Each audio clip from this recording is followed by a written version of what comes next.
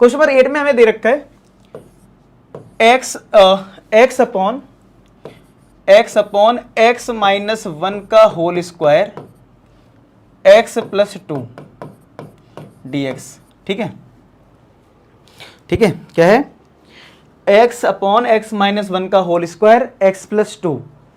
अब इसको partial fraction से ब्रेक करो। मैंने सेकंड स्टैंडर्ड जो लिखवाया था, क्योंकि होल स्क्वायर आ गया ना, तो होल स्क्वायर कैसे ब्रेक करते हैं? पहले a अपॉन लिखेंगे, इसकी एक पावर यानी कि x minus 1 plus b upon, फिर इसकी जो पावर जहां तक है 2 तक है ना, तो 2 तक लिख लेंगे, और फिर c अपॉन में ये आएगा। देख लो जरा, मैंने आपको जब स्टैंडर्ड बताया था तो यही बताया था, आप चेक करें तो कुछ ऐसा आएगा, देख लीजिए। ठीक है, अब हम अलग अलग कर देंगे इंटीग्रेशन, यानी कि हम इंटीग्रेशन करेंगे किसका? a अपॉन एक्स माइनस 1 का plus b upon x minus 1 के होल स्क्वायर का और c अपॉन एक्स प्लस 2 का। ये 3 पार्ट में ब्रेक है। अलग अलग कर देते हैं ना, अलग अलग कर देते हैं, 3 पार्ट में आ गया ना, तो ये इसका हमें अलग करना पड़ेगा integration, b upon x minus 1 के होल स्क्वायर को अलग करना पड़ेगा और c अपॉन एक्स प्लस 2 को अलग करना होगा। ठीक है, a कांस्टेंट टर्म में बाहर आ जाएगा, 1 अपॉन एक्स माइनस 1 का इंटीग्रेशन करना होगा, b बाहर आ जाएगा 1 अपॉन एक्स माइनस 1 का होल स्क्वायर का, और यहाँ पे c बाहर आएगा तो 1 अपॉन एक्स प्लस 2 का। चेक करिए स्टेप। तो इसका कैसे होगा? 1 अपॉन एक्स का सीधा लॉग मॉड में x माइनस 1 आ जाएगा। कुछ लोग इसको भी 1 अपॉन एक्स स्क्वायर को भी लॉग एक्स स्क्वायर लिख देते हैं, ऐसा नहीं है, सिर्फ 1 अपॉन एक्स लॉग एक्स होता है। अगर उससे ज्यादा पावर है तो आपको न्यूमरेटर में ले जाना और x की पावर n वाला फॉर्मूला लगाना है, यानी कि इसको लिखना है x की पावर x माइनस 1 की पावर माइनस 2। ठीक है, इसमें लॉग लग जाएगा और एक कांस्टेंट टर्म एक्स्ट्रा c1 ले लिया, तो a टाइम्स लॉग मॉड में x माइनस 1 प्लस b। अब यहां पे लगाओ x की पावर n का फॉर्मूला। क्या होता है x की पावर n का formula? n plus 1 upon n plus 1 c log mod में x प्लस 2 प्लस का c1। तो कितना आ जाएगा? देखो a लॉग मॉड में x माइनस 1 प्लस, ये देखो माइनस, चलो कर देता हूँ स्टेप, b x माइनस 1 की पावर क्या हो जाएगा? माइनस 2 प्लस 1 क्या हो जाएगा? माइनस 1, नीचे भी माइनस 1 है, प्लस c लॉग मॉड में x प्लस 2 c1। तो ये कितना आ गया? a लॉग मॉड में x माइनस 1, ये माइनस इस बीच में लगा दो, और b, और इसकी पावर अगर माइनस 1 है तो वो नीचे आ जाता ना, तो ऐसा आ जाएगा, प्लस का c लॉग मॉड में x प्लस 2 और एक कांस्टेंट टर्म c1। अब a b c निकालने के लिए चलो इधर निकाल लेते हैं, फिर इधर सॉल्व कर लेंगे। बाकी इसको हम सॉल्व कर आंसर इधर लिख देंगे। तो चलो कैसे करेंगे?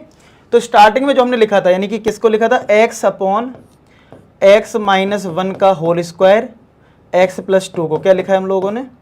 हमने लिखा है a upon x minus 1, a upon x minus 1 plus b upon x minus 1 का whole square plus c upon x plus 2, यही तो लिखा है। अब एलसीएम ले लो। कुछ लोग गलती एलसीएम में क्या करते हैं, ये भी ले लेते हैं, ये भी ले लेते हैं और ये भी ले लेते हैं। आप बताओ, अगर a अपॉन 1 अपॉन 2 लिखा है और 1 अपॉन 2 का स्क्वायर लिखा है, एलसीएम कोई पूछे कितना बताओगे? तो क्या आप 2 ये भी ले लोगे और ये 2 स्क्वायर भी ले लोगे क्या? नहीं ना, 2 स्क्वायर लोगे ना, क्योंकि 2 स्क्वायर में 2 ऑलरेडी कवर हो रहा है, समझ रहे हो? तो हमें इसमें और इसमें अलग अलग नहीं लिखना है, ये होल स्क्वायर ले लिया तो ये ऑटोमेटिक इंक्लूड हो गया।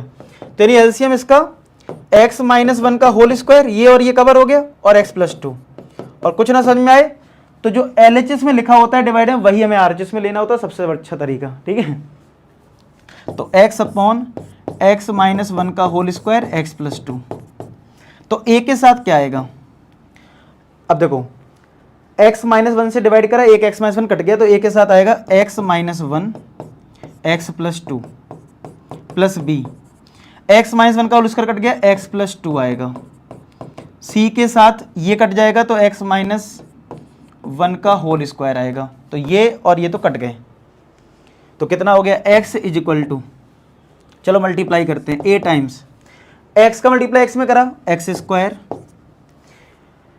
फिर देखो ये थोड़ा माइनस में कर रहा हूं, x का मल्टीप्लाई 2 में करोगे 2x, और फिर माइनस 1 का करोगे तो माइनस x, तो 2x माइनस x कितना होता है? माइनस प्लस का x, और फिर -1 का 2 में करा तो -2 b टाइम्स x प्लस 2, यहाँ पे होल स्क्वायर ओपन करो a square plus b square minus का 2ab यानी 2x। अब इसको सिंप्लीफाई करो और फिर हम कंपेयर करेंगे। तो x is equal to a का मल्टीप्लाई करोगे तो कितना आएगा ax स्क्वायर प्लस का ax माइनस का 2a, यही तो आएगा। इसको करोगे तो आएगा bx प्लस का 2b प्लस इसका करेंगे तो आएगा cx स्क्वायर प्लस का c और ये 2cx माइनस का 2cx। अब x स्क्वायर का कौन कौन है देखो, x स्क्वायर में a है और इधर c है,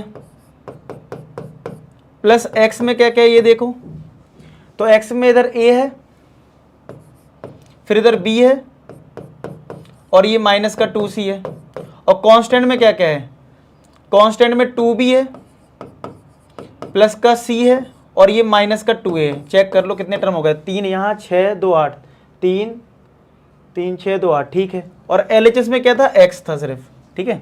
ये हमारा RHS है पूरा। तो देखो एक्स स्क्वायर के साथ a प्लस सी है और LHS में एक्स स्क्वायर का कुछ भी नहीं है, तो यानी a प्लस सी तो 0 है। x का कोफिशिएंट LHS में 1 है और हमारे पास है a प्लस बी माइनस का 2c, तो ये 1 हो जाएगा। और ये 2b प्लस सी माइनस का 2a जो है वो 0 के बराबर होगा क्योंकि कांस्टेंट टर्म LHS में नहीं है। तो इस वाली इक्वेशन से c कितना आ जाएगा, माइनस का a आ जाएगा।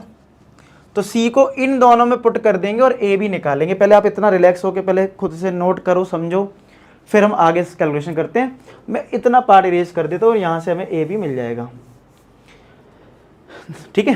तो c अगर माइनस a आया तो हम सेकेंड इक्वेशन में इस वाले में c को माइनस a रखने जा रहे हैं, ठीक है। तो कितना आएगा देखो, a प्लस बी माइनस का 2 और c की वैल्यू कितनी है, माइनस a, तो माइनस का a इज इक्वल टू कितना 1, तो a प्लस बी प्लस का 2a इक्वल टू 1, तो a प्लस 2a 3a आ जाएगा, 3a plus B equal to कितना हो गया 1। तो एक इक्वेशन ये आ गई।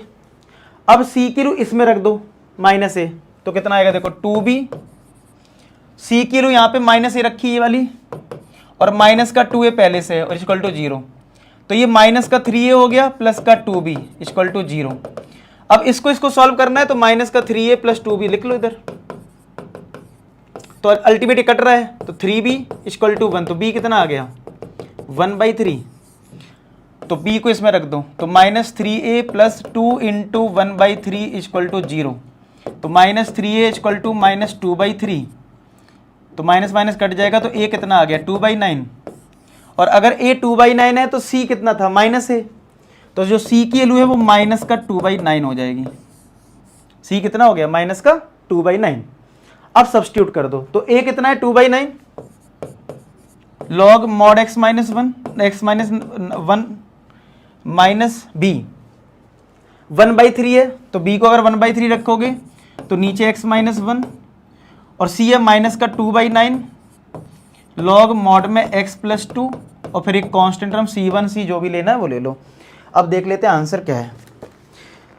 आंसर में माइनस 1/3 बिल्कुल एग्जैक्ट दे रखा है और इसमें क्या करा है 2/9 कॉमन लेके लॉग की प्रॉपर्टी लगा दी है। अब देखो वही मैं बोल रहा हूँ एनसीईआरटी में क्या होगा, कभी ऐसे ही लिख देंगे आंसर, कभी सॉल्व कर, लेकिन मैंने तो फिर भी बोला कि आप सिंप्लीफाई करिए। तो कैसे करेंगे सिंप्लीफाई, मैं करके दिखा देता हूँ, आपका आंसर मैच करवा दूँ। पहले आप इतना नोट कर दो, आंसर हमारा आ गया है, ठीक है, पहले नोट कर लो, मैं फिर आपको एक लास्ट स्टेप करके दिखाता हूँ। हो गया नोट ये? अच्छा, अब इसमें क्या करना है आपको,